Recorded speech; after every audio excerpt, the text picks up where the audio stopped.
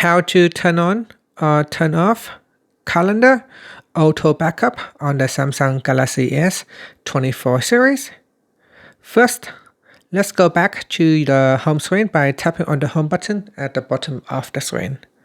And from the home screen, swipe down at the top, then tap on the settings icon. Next, in the settings page, we scroll down and then tap on accounts and backup.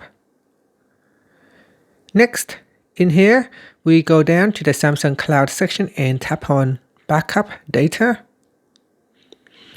Now scroll down, then tap on calendar, tap on the toggle button to turn off auto backup or switch it on.